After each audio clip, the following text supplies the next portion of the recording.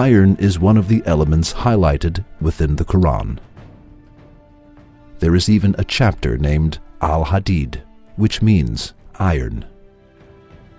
The following is stated in verse 25 of the chapter of Al-Hadid. And we also sent down iron, in which there lies great force, and which has many uses for mankind.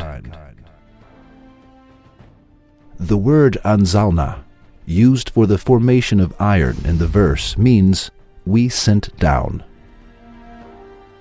However, what we know is that the iron is dug out from the underground.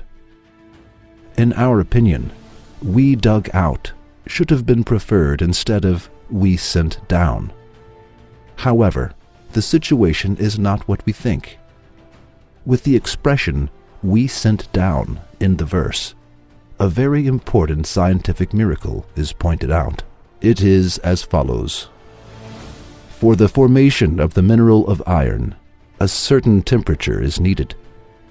This necessary temperature exists neither in the earth nor in the sun. The sun has a surface temperature of 6,000 degrees Celsius and a core temperature of approximately 15 million degrees. However, this temperature is inadequate for the formation of iron.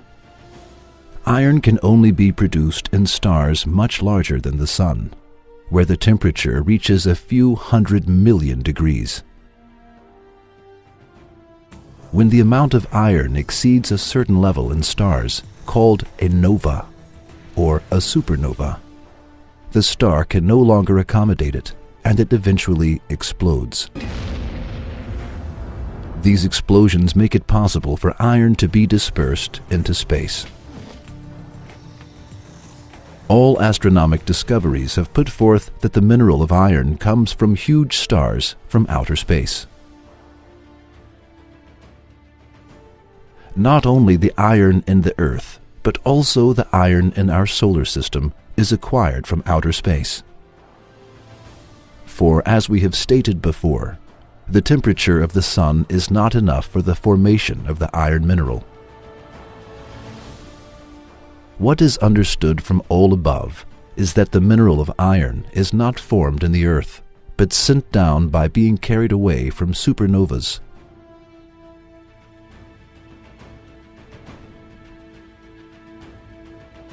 Just as it is stated in the universe, just as it is stated in the verse. It is not possible for this knowledge to be known in the age when the Quran was revealed, that is, 1400 years ago. Since it is not possible, how can it be explained that this information exists within the Quran? Is there any explanation other than the fact that the Quran is the book of Allah? Besides, it has been mentioned in the verse that the iron has many benefits for humans. However, people used iron only to make swords at the time when this verse was revealed, and were not aware of the other benefits of iron.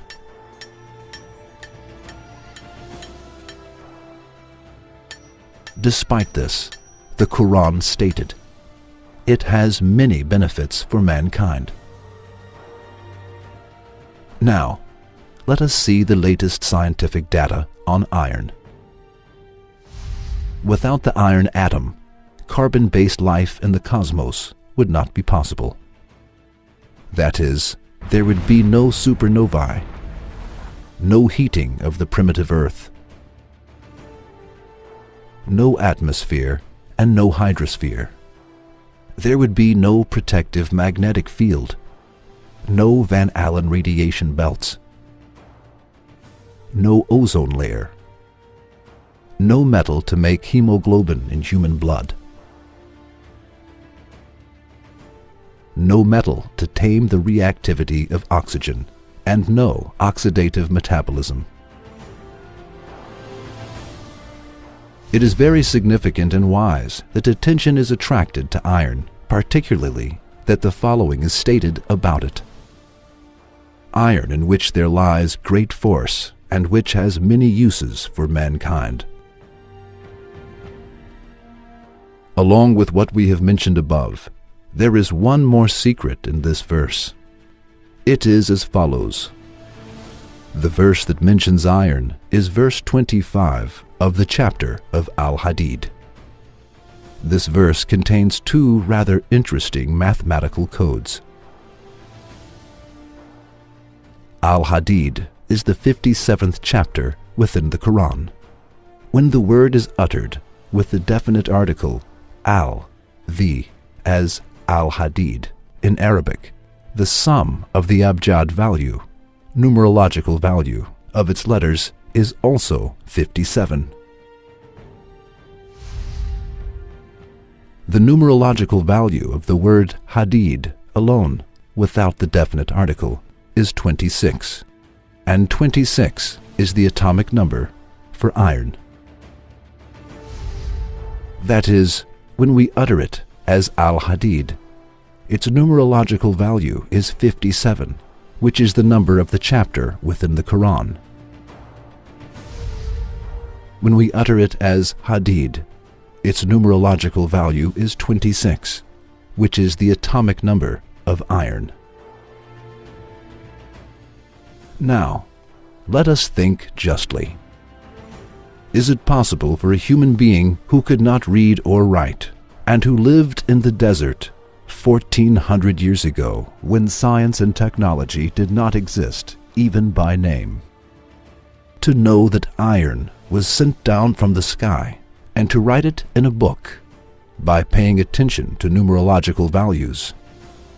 Can any sane person accept this?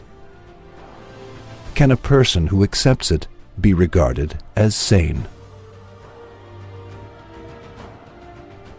In that case, it is nonsense and delusional equal to closing one's eyes to the sun, which illuminates the world, to say that the Quran is the word of a human being. A person who closes his eyes is able to turn day into night only for himself. We send endless praise and thanks to our Lord, who does not leave us in darkness, and who turns the night into day with the light of the Quran.